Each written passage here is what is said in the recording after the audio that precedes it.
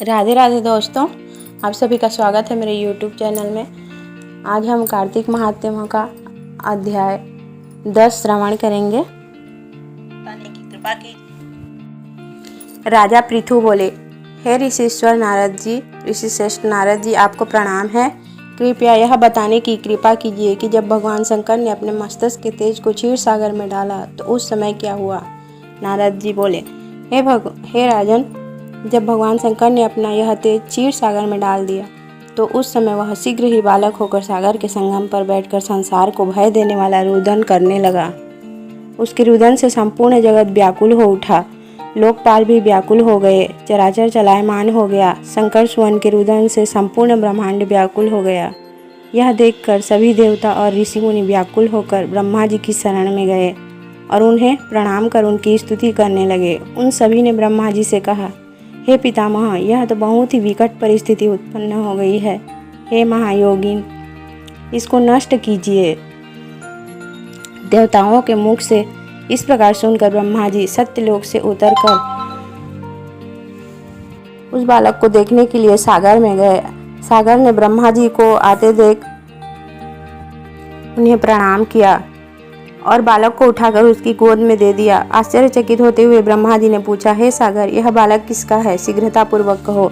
सागर विनम्रता पूर्वक बोला, प्रभु, यह तो मुझे ज्ञात नहीं है, परंतु मैं इतना अवश्य जानता हूँ कि यह गंगा सागर के संगम पर प्रकट हुआ है। इसलिए हे जगत गुरु, आप इस बालक का जात कर्म आदि संस्कार करके इसका जातक फल बताइए।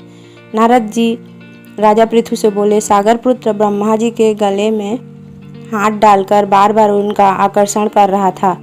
फिर तो उसने ब्रह्मा जी का गला इतनी जोर से पकड़ा कि उससे पीड़ित होकर ब्रह्मा जी की आंखों में अश्रु टपकने लगे। ब्रह्मा जी ने अपने दोनों हाथ का जोर लगाकर किसी प्रकार सागर से अपना गला छुड़वाया और सागर से कहा, हे सागर, सुनो, मैं तुम्हारे इस बालक का जातक फल कहता हूँ। मेरे नेत्रों से जो यह जल निकला है उस कारण इसका नाम जलंधर होगा। उत्पन्न होते ही यह तरुणावस्था को प्राप्त हो गया है, इसलिए यह सब शास्त्रों का पारगामी, महापराक्रमी, महावीर, बलशाली, महायोद्धा और रण में विजय प्राप्त करने वाला होगा।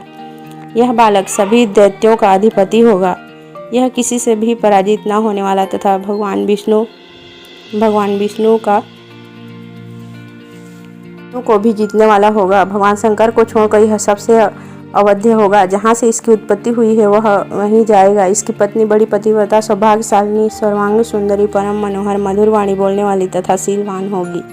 सागर के इस प्रकार कहकर ब्रह्मा जी ने शुक्राचार्य को बुलवाया और उनके हाथों से बालक का राज्य अभिषेक कराकर स्वयं अंतर ध्यान हो गए। बालक को देखकर सागर की प्रसन्नता की सीमा न रही। वह हर्षित मन से घर आ गया। फिर सागर में उस बालक का लालन पालन कर उसे पुष्ट किया। फिर कालनेमी नामक असुर को बुलाकर वृंदा नामक कन्या से विधिपूर्वक उसका विवाह करा दिया। उस विवाह में बहुत बड़ा उत्सव हुआ। श्री शुक्राचार्य के प्रभाव से पत्नी सहित जलंधर दैत्यों का राजा हो गया। 10वां अध्याय संपूर्ण। राधे राधे। जय श्री कृष्ण।